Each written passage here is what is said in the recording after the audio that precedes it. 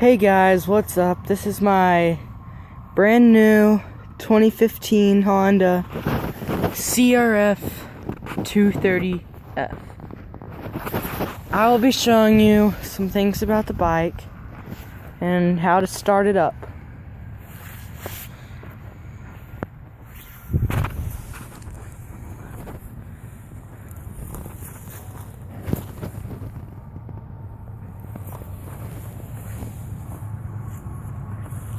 This is a very special bike. Not top of the line, but not the lowest in the market. But it's a pretty enjoyable trail riding bike.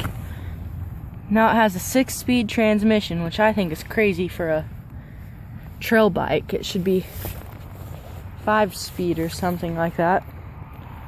So, and every part on this bike is stock. Nothing changed.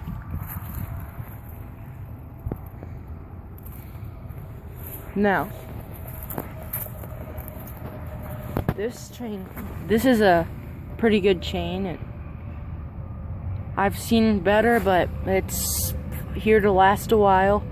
Just keep it lubed up and it should give you a good lifespan. It's got a good spot so when your chain comes through, it'll clean out all rocks so it doesn't mess up your sprocket. Comes with a little cover, and this does not use an oil filter. It has a little strainer down there, that little screw thing, when you let your oil out. There's your tag. This can use 10W30 or 10W40 oil. It just depends on the weather. Warmer weather, use the 40. Colder weather, use the 30. Has a key up here. Electrical start. Here's your kill switch. Now, let's start this baby up. Okay. I've already ran this today. But when you start your bike up, that is no choke on. That is half choke on. That is full choke on. With full choke on, your bike will not be able to start. But it will be able to start, it just won't be able to run without you pressing the gas. It will be able to run on half choke, but I've already started this thing up just a little while ago, so it doesn't need any help. Okay, it's got the key. Turn your key and press your button. Yeah. Sometimes when you start it, you need to use a little bit of gas.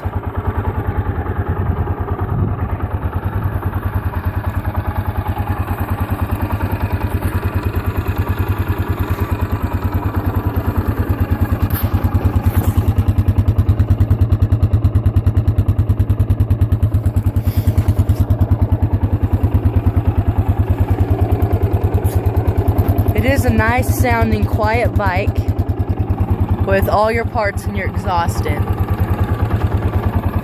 And here's your kill switch. Turn that off. Turn my key off so it doesn't run down the battery. Okay.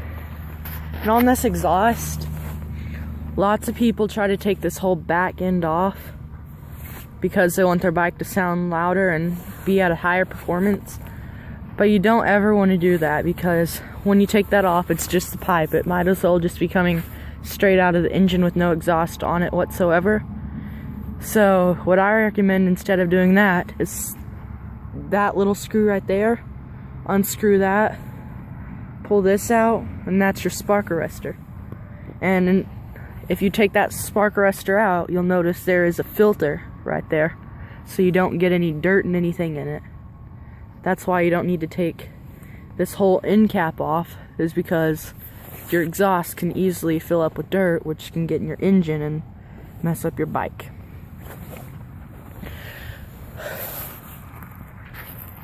Overall, I recommend this bike at about a 7 or so. It is not the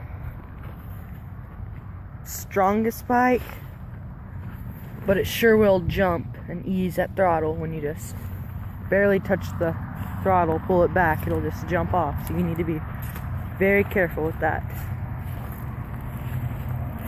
This is sort of a heavy bike with its electric start. It weighs altogether 249 pounds when it's full of gas, full of oil, and everything it needs to run at its top shape.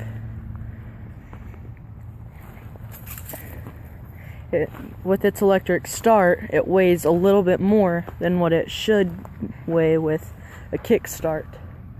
So if I had a kickstart, it'd weigh a little less.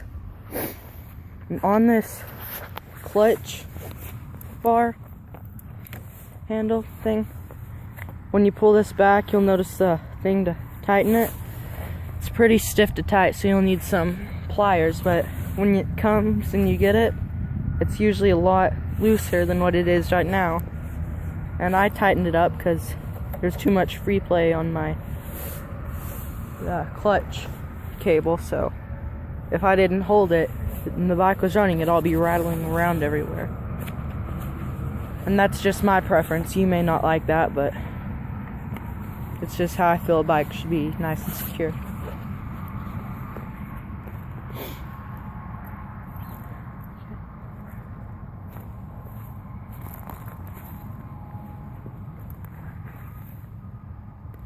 It does not have a disc brake on the back, just a normal standard brake. But it does have a disc brake on the front.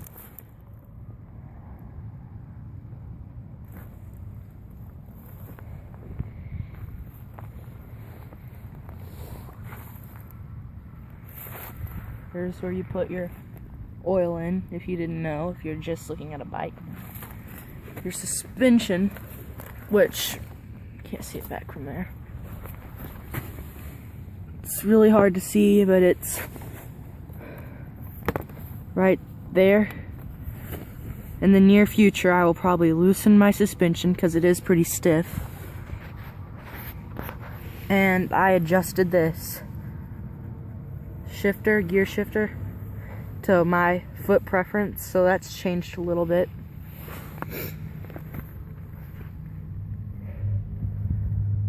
And it comes with that part right there for your sprocket thing. I forgot to say that earlier.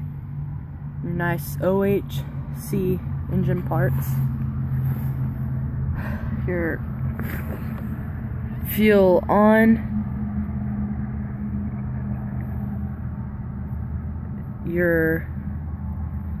This thing's really stiff. Fuel off. And all the way down is your reserve.